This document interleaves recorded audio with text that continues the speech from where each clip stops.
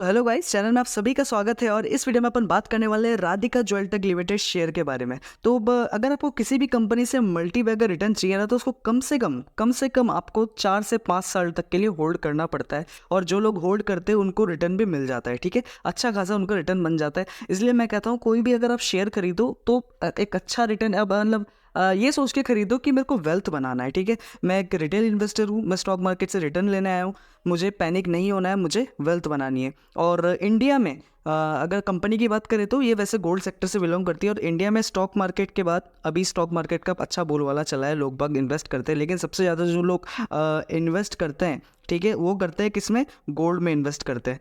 Gold एक ऐसी चीज़ है, गोल्ड मतलब आप कहीं भी इंडिया में किसी भी पार्ट पे चले जाओ, गोल्ड हर किसी के घर में मिलेगा। हर कोई एज ए इन्वेस्टमेंट उसको बाय करता है, पहनने के लिए भी लोग करते हैं, लेकिन वो एज ए इन्वेस्टमेंट होता है गोल्ड का। क्योंकि गोल्ड की प्राइस कम प्राइस में खरीदो, हाई प्राइस में बेचो, गोल्ड ऐसी चीज़ है। ठीक है, तो कंपनी के बारे में हम बात करते हैं तो ये भी गोल्ड की कंपनी है। और कंपनी के रिटर्न्स देख लेते हैं पहले एक बार। 6 महीने में अगर अपन देखें तो कंपनी के कुछ साल भर में रिटर्न देख लेते हैं अपन एक बार। तो साल भर में 70% का रिटर्न, 6 महीने में कंपनी का 38% का रिटर्न। और कंपनी का मैक्सिमम रिटर्न देखते हो 100% का मैक्सिमम रिटर्न है। कंपनी कब आई है? 2022 में लिस्ट हुई है जुलाई में, तब से लेके अभी तक जो है 100% का मैक्सिमम रिटर्न दिखा रहा है कंपनी का।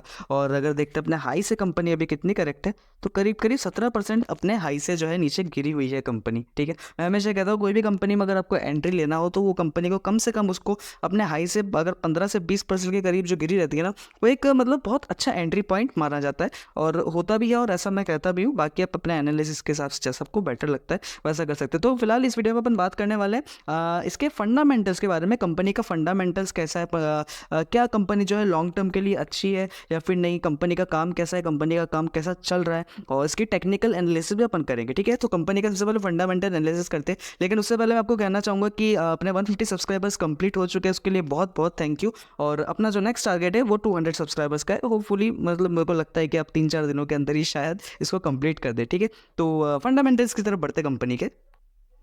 तो करंटली शेयर का प्राइस जो है 60 रुपये पे चल रहा है। ठीक है, कंपनी के बारे में अगर अपन बात करते हैं तो क्या इनकॉर्पोरेटेड इन 2016 में जो है कंपनी इस्टेब्लिश हुई थी राधिका ज्वेलटेक नाम से। और बिजनेस जो है गोल्ड और डायमंड की जो है ऑर्नामेंट्स वगैरह ट्रेडिंग करती है, बनाती है कंपनी। ठीक है, गोल्ड की कंपनी है। कंपनी के अगर अपन फंडामेंटल्स देखें तो मार्केट कैप जो है करीब करीब अभी माइक्रो कैप से जो है स्मॉल कैप की तरफ ही बढ़ रहा है। ठीक है, 709 करोड़ का मार्केट कैप है। और वहीं अगर अपन देखते हैं कंपनी के पी के बारे में, तो पी जो है सस्ता है। पी 14 का पी है, बहुत अच्छा पी है। ठीक है, सस्ता पी है फिलहाल कंपनी का। वहीं अगर देखते छोटी कंपनी है लेकिन कंपनी डिविडेंड दे रही है, बहुत मतलब एक पॉजिटिव चीज़। कंपनी छोटी है लेकिन कंपनी डिविडेंड दे रही है, बहुत अच्छी बात है। ठीक है, ये आगे अगर अपन देखते हैं कंपनी के आरओसी और आरओई के बारे में बात करते हैं, तो मैं कहता हूँ कि 15 से 20% का जिस भी कंपनी का आरओसी और आरओई रहता है वो डिसेंट है। कंपनी का आरओसी देखते हैं 24% का आरओसी है, और आरओई 20% का।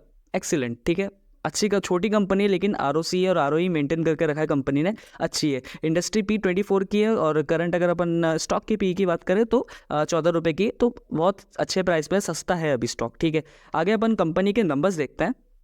तो गाइस अगर अपन कंपनी की सेल्स देखते हैं सबसे पहले, तो अगर 2020 से 19 से कंपेयर करते हैं तो 73 करोड़, 172 करोड़, 137 करोड़, 233 करोड़, 313 करोड़, और अब इस साल 544 करोड़ की कंपनी की सेल्स। तो कंटिन्यूसली जो है कंपनी की सेल्स बढ़ती हुई नजर आ रही है, जो कि एक अच्छा पॉइंट है। ठीक है, ऑपरेटिंग प्रॉफिट मार्जिन की बात करते हैं, एक बहुत इंपॉर्टेंट चीज़ होती है ऑपरेटिंग प्रॉफिट मार्जिन। तो 17% 2021 में था। ठीक है, अब कंपनी का जो ऑपरेटिंग प्रॉफिट मार्जिन है पिछले 2 साल से जो है 13% है। तो छोटी कंपनी है लेकिन उसके हिसाब से ऑपरेटिंग प्रॉफिट मार्जिन भी जो बढ़ता हुआ नजर आ रहा है, कंसिस्टेंट है। कंसिस्टेंसी इन द सेंस कि अगर 17 था फिर 17 से 15 हुआ, 15 से 13 हुआ। ठीक है, गिरा है लेकिन 13 से नीचे नहीं जा रहा है। और मुझे एक्सपेक्टेशन है कि अगले साल तक इसका ऑपरेटिंग प्रॉफिट मार्जिन और ज़्यादा अच्छा हो सकता है, बेटर हो सकता है कंपनी का। नेट प्रॉफिट की बात करते हैं कंपनी के, 2000 अगर अपन देखें पिछले साल से 30 करोड़ का कंपनी का नेट प्रॉफिट था।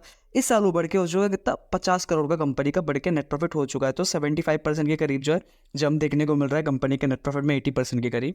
और अगर अपन पिछले साल 2023-24 में 50 करोड़ का, 23 में 30 करोड़ का, फिर 27, तो कंटिन्यूसली जो नेट प्रॉफिट है कंपनी का वो भी बढ़ता हुआ नजर आ रहा है। तो ये भी एक पॉजिटिव साइन है कंपनी की तरफ से। ठीक है, अब एक इंपॉर्टेंट चीज़ की बात करते हैं अपन, वो है कंपनी का बैलेंस शीट। और बैलेंस शीट में अपन क्या देखेंगे? कंपनी के रिजर्व्स अगेंस्ट उसके बोरोइंग्स। कंपनी की बोरोइंग्स कितनी इस साल?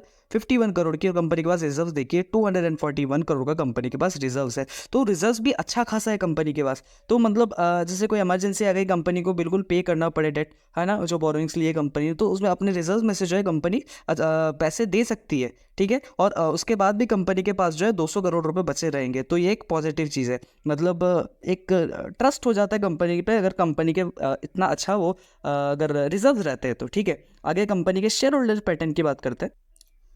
तो भैया कंपनी के जो प्रमोटर होल्डर्स हैं, उन्होंने बिल्कुल मतलब ऐसे कमर कस के बिल्कुल रस्सी बांध के अपने जो शेयर्स है वो होल्ड करके रखे। अगर अपन 2020 से देखते हैं, 2021 से देखते हैं, मार्च 2021 से 63.65%, ठीक है। अभी वो कितना है, 63.75%, तो घटा नहीं है, बिल्कुल कंसिस्टेंटली पकड़ के रखा है। प्रमोटर्स को जो है कंपनी पे विश्वास है कि कंपनी अच्छा कर सकती है, ठीक है। एफआईआईस की बात करते हैं तो जून में 0.4%, 0.04%, फिर 0.06%, और अभी जो है 0.08%। तो एफआईआईस भी जो है थोड़ी थोड़ी करके धीरे धीरे करके अपनी होल्डिंग बढ़ाते हुए नजर आ रहे हैं, और डोमेस्टिक वालों के पास कोई होल्डिंग्स नहीं है, ठीक है। आगे पब्लिक जो है 36% की पब्लिक होल्डिंग्स है। तो कंपनी फंडामेंटल वाइज तो देखिए अब एक पॉजिटिविटी नजर आ रही है कंपनी में, ठीक है। एक अच्छा खासा रिटर्न दे सकती है कंपनी एज पर इसके फंडामेंटल्स, ठीक है। आगे बात करते हैं। तो कंपनी के टेक्निकल एनालिसिस की बात करें तो फिलहाल अगर अपन देख लेते हैं, एक सपोर्ट मार्क कर देते हैं सबसे पहले। तो कंपनी का एक सपोर्ट देखने को मिल रहा है, कितना ये 53 रुपीज़ के करीब कंपनी का एक सपोर्ट देखने को मिल रहा है, ठीक है। 4 तारीख को जिस दिन इलेक्शन के रिजल्ट्स थे, उस दिन ये अपने इस लेवल को जो है टच किया था, ठीक है। अब जिन्होंने इस लेवल पे खरीदा, न्यू एंट्री है, बहुत अच्छा लेवल है, ठीक है, सोचो मत, अच्छी एंट्री है आपकी, ठीक है। आगे अगर अपन कंपनी की बात करते हैं, एक ट्रेंड लाइन अगर मैं बना देता हूँ यहाँ पे, तो ये कुछ एक बुलिश पैटर्न है वैसे तो। और अगर ये इस ट्रेंड लाइन का ब्रेकआउट देता है जो मैंने अभी बनाया है, इसका अगर कुछ ऐसे स्लोली ये जाता है, जाते जाते ऐसे ऐसे करके अगर फिर यहाँ पे ब्रेकआउट देता है, तो एक अच्छी तेज़ी देखने को मिल सकती है डेफिनेटली, क्योंकि नंबर्स कंपनी के अच्छे हैं, ओके। और अगर आप लोगों ने पहले यहाँ पे अगर इस जगह पे खरीद रखा है, कुछ 40 रुपये के लेवल के आसपास खरीद रखा है, तो आप जो है एक एंट्री का मौका है, आप इसमें ऐड कर सकते हैं, ठीक है। अगर आपने पहले ये जो लेवल हो गया कुछ करीब करीब, ये वाला जो लेवल है, ये वाला जो लेवल है, इस पर खरीद के रखा है, तो एक ऐड करने का मौका है। बाकी आप अपने एनालिसिस के हिसाब से इसमें ऐड कर सकते हैं, ओके। तो कंपनी अच्छी नज़र आ रही है, खराब पॉजिटिव नेगेटिव कम है कंपनी में, पॉजिटिविटी ज़्यादा है, ठीक है। अगर अपन 15 मिनट के टाइम फ्रेम पे देखते कंपनी को, तो 15 मिनट के टाइम फ्रेम पे कुछ ऐसा देखने को मिल रहा है, फिलहाल अपने हाई पे है। तो इस लेवल पे अगर फिर से आता है 53 के करीब, तो भैया एंट्री कर सकते हो आप, ठीक है। एक एंट्री अच्छा लेवल है, आप अपने एनालिसिस के हिसाब से, एंड मैं आपको फोर्स तो नहीं करूँगा कि एंट्री कर ही लेना, बाकी आप अपने एनालिसिस के हिसाब से एंट्री कर सकते हैं, एक बहुत अच्छा लेवल है, ठीक है। तो आगे बात करते हैं अपन कंपनी के बारे में। तो गाइस अल्टीमेटली अगर अपन बात करें तो कंपनी जो है पॉजिटिव नज़र आ रही है, और फ्यूचर में मल्टी बैगर रिटर्न देने का पोटेंशियल रखती है, क्योंकि कंपनी का जब अपने नंबर्स देखे कंटिन्यूस ग्रोथ देखने को मिल रहा है। प्रमोटर जो है अच्छा खासा होल्डिंग है, प्रमोटर का बिल्कुल टाइट पकड़ के रखे हैं, कोई लूज नहीं देखने को मिल रहा, बल्कि प्रमोटर्स ने अपनी होल्डिंग जो है बढ़ाई है। तो कंपनी से मुझे भैया एक्सपेक्टेशन तो है कि आगे जाके ये फ्यूचर में एक मल्टी बैगर रिटर्न बना के डेफिनेटली दे सकता है, ठीक है। बाकी आप अपने एनालिसिस के हिसाब से इसमें एंट्री या एग्जिट का सोच सकते हैं।